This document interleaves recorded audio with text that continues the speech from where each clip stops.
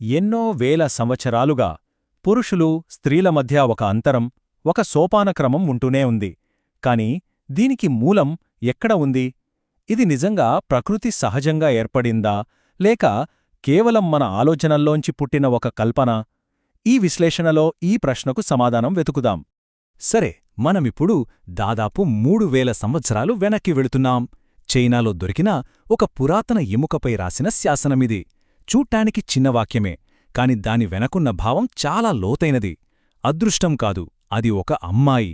ఈ ఒక్క వాక్యం అప్పటి సమాజంలో ఒక ఆడపిల్ల పుట్టుకను ఎలా చూసేవారో మనకు కళ్ళుకు కట్టినట్టు చూపిస్తోంది. ఈ ఆలోచనా విధానం కేవలం పురాతన చైనాకే పరిమితం కాలేదు. చూడండి, క్రీస్తుపూర్వం 600 నాటి బైబిల్ చట్టాల దగ్గర నుంచి కేవలం కొన్ని దశాబ్దాల క్రితం, అంటే 1997లో జర్మనీ తన చట్టాలను మార్చేంతవరకు కూడా ఈ అసమానతలు రకరకాల రూపాల్లో కొనసాగుతూనే ఉన్నాయి. అంటే ఈ ఆలోచనలు ఎంత బలంగా, ఎంత లోతుగా పాతుకుపోయాయో అర్థం చేసుకోవచ్చు. నిజానికి మానవ సమాజాలన్నింటిలోనూ అత్యంత స్థిరంగా, నిలకడగా ఉన్న సోపానక్రమాలలో ఈ లింగ వివక్ష ఒకటి. ఇది దాదాపు ప్రతి సంస్కృతిలో, ప్రతి కాలంలో ఏదో ఒక రూపంలో కనిపిస్తూనే ఉంది. చరిత్రలో చాలా చోట్ల చట్టపరంగా మహిళలను ఒక ఆస్తిగా చూసిన సందర్భాలు కోకొల్లలు. కొన్ని పాత చట్టాల ప్రకారం అత్యాచారమనేది ఒక స్త్రీమీద జరిగిన నేరం కాదు, ఆమె యజమాని అంటే ఆమె తండ్రి లేదా భర్త యొక్క ఆస్తికి జరిగిన నష్టంగా పరిగణించేవారు. దానికి పరిష్కారం ఏంటో తెలుసా? ఆ అత్యాచారం చేసినవాడే ఆమెను పెళ్లి చేసుకోవడం, అంటే యాజమాన్యం బదిలీ అవుతుందన్నమాట. ఇక భర్త భార్యపై అత్యాచారం చేయడమనేది ఒక అసంబద్ధమైన ఆలోచనగా కొట్టిపారేశారు. ఆశ్చర్యకరమైన విషయమేంటంటే 2006 నాటికి కూడా ప్రపంచంలో 53 దేశాల్లో ఇది చట్టపరంగా నేరం కాదు. సరే, ఇప్పుడు మనం అస్సలు చర్చలోకొస్తున్నాం. ఇంత లోతుగా పాతుకుపోయిన ఈ విభజనల వెనుక అసలు కారణమేంటి? ఇదంతా ప్రకృతి సహజంగా నిర్దేశించిందా, లేకపోతే మన సంస్కృతులు, మన సమాజాలు సృష్టించుకున్నాయా? ఇదే మనం ముందున్న కీలకమైన ప్రశ్న. స్త్రీ పురుషుల మధ్య మనం చూసే ఈ అంతరాలు నిజంగా జీవశాస్త్రం వల్ల వచ్చినవా, లేక మన సంస్కృతులు నిర్మించుకున్న కట్టుకదలా? ఈ రెండింటి మధ్య తేడాను అర్థం చేసుకోవడం చాలా చాలా ముఖ్యం. ఆ తేడా ఏంటో చూద్దాం. ఉదాహరణకి, మహిళలకు గర్భాశయం ఉండటం అనేది ఒక జీవసంబంధమైన వాస్తవం, బయోలాజికల్ ఫ్యాక్ట్. కాని కేవలం గర్భాశయం ఉన్నంత మాత్రాన వాళ్లు ప్రజాజీవితానికి పనికిరారు అనేది ఒక సాంస్కృతిక ఆలోచన, ఒక కల్పన. అలాగే పురుషులు మహిళలు అనే భేదం ఉండటం జీవశాస్త్రం, కాని పురుషులు ఉన్నతమైనవారు, స్త్రీలు తక్కువ అనేది కేవలం ఒక సాంస్కృతిక కల్పన. దీనికి ఏథెన్స్ ఒక అద్భుతమైన ఉదాహరణ. ప్రాచీన ఏథెన్స్లో మహిళలకు ఎలాంటి చట్టపరమైన హక్కులు ఉండేవి కావు. రాజకీయాల్లో, వ్యాపారాల్లో పాల్గొనడానికి వీల్లేదు. ఎందుకని? అదంతా వాళ్ల జీవశాస్త్రం వల్లే. అదొక సహజమైన పరిమితి అని బలంగా నమ్మేవారు. కాని నేటి ఏథెన్స్ను చూడండి, మహిళలకు పూర్తి హక్కులు ఉన్నాయి. ఓటు వేస్తున్నారు, పదవులు చేపడుతున్నారు, వ్యాపారాలను నడిపిస్తున్నారు. మరి వాళ్ల జీవశాస్త్రమేమైనా మారిందా? లేదు. అంటే స్పష్టంగా తెలుస్తోంది కదా, అప్పటి ఆ సహజమైన పరిమితి అనేది కేవలం ఒక సాంస్కృతిక పక్షపాతం మాత్రమే. ఇదంతా మనల్ని ఈ విశ్లేషణలోని అత్యంత కీలకమైన ఆలోచనకు, ఒక సూత్రానికి తీసుకువస్తోంది. ఈ ఒక్క సూత్రం ఈ చర్చ మొత్తాన్ని మనకు స్పష్టంగా వివరిస్తుంది. ఈ సూత్రాన్ని జాగ్రత్తగా అర్థం చేసుకుందాం. జీవశాస్త్రం అనుమతిస్తుంది, సంస్కృతి నిషేధిస్తుంది. దీని అర్థమేంటంటే, ప్రకృతి లేదా మన జీవశాస్త్రం మన ముందు ఎన్నో రకాల అవకాశాలను ఉంచుతుంది. ఇది సాధ్యం, అది సాధ్యం అని ఓ పెద్ద స్పెక్ట్రంను చూపిస్తుంది. కాని మన సంస్కృతి ఏం చేస్తుందంటే, వాటిలో కొన్నింటిని మాత్రమే చేయమని ప్రోత్సహిస్తుంది, కొన్నిసార్లు బలవంతం కూడా చేస్తుంది. ఇక మిగిలిన వాటిని పూర్తిగా నిషేధిస్తుంది. ఉదాహరణకు, జీవశాస్త్రం మహిళలకు పిల్లలను కనే సామర్థ్యాన్ని, ఆ అవకాశాన్ని ఇస్తుంది. ఇది ఒక బయోలాజికల్ పాసిబిలిటీ. కాని కొన్ని సంస్కృతులు ఏం చేస్తాయి?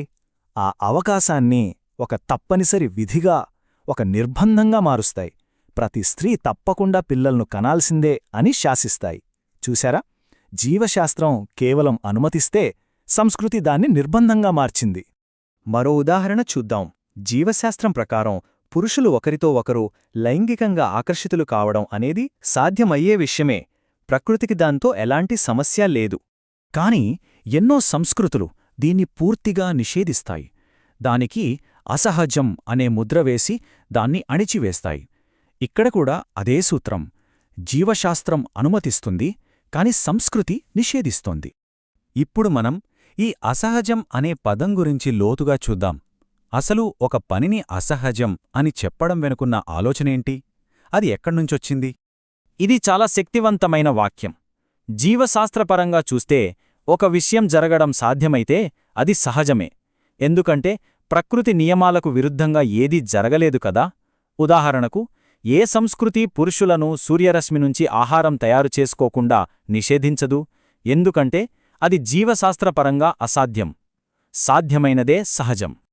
అసలు ఆసక్తికరమైన విషయం ఏంటంటే, మనం సాధారణంగా వాడే ఈ సహజం, అసహజం అనే పదాలు జీవశాస్త్రం నుంచి వచ్చినవి కావు.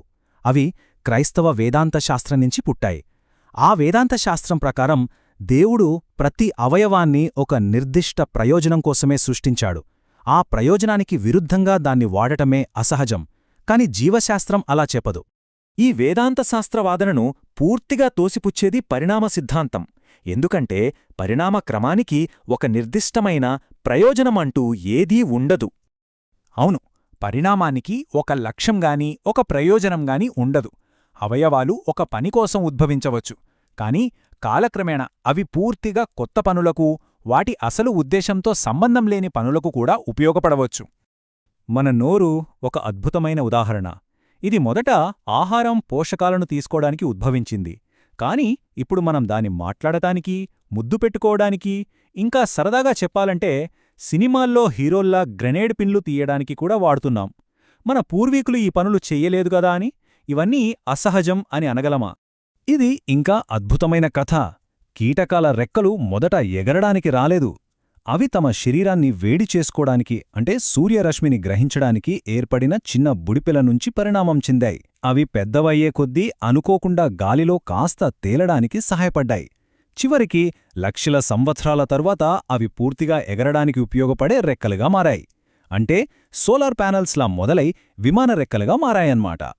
ఇది కేవలం మనలోనే కాదు, జంతువుల్లో కూడా కనిపిస్తుంది. ఉదాహరణకు, మన దగ్గర బంధువులైన చింపాంజీలు సెక్స్ను కేవలం సంతానం కనడానికి మాత్రమే కాకుండా స్నేహాలను బలోపేతం చేసుకోవడానికి, బంధాలను పెంచుకోవడానికి, ఇంకా గొడవలను తగ్గించుకోవడానికి కూడా ఉపయోగిస్తాయి. అంటే పునరుత్పత్తి కాకుండా ఇతర ప్రయోజనాల కోసం దాన్ని వాడటం అనేది ప్రకృతిలో కొత్తేమీ కాదు. కాబట్టి ముగింపుగా ఆలోచించాల్సిన ప్రశ్న ఇది: సహజం మరియు అసహజం అనేవి జీవశాస్త్రం గీసిన సరిహద్దులు కావు. అవి మన సంస్కృతులు, మన నమ్మకాలు గీసుకున్న గీతలు మాత్రమే. మరి అలాంటప్పుడు మన ప్రస్తుత సంస్కృతిలో జీవశాస్త్రం ఎన్నో అవకాశాలను అనుమతిస్తున్నా కూడా మనం అనవసరంగా ఏ అవకాశాలను నిషేధిస్తున్నాం? ఆలోచించాల్సిన విషయమే కదా.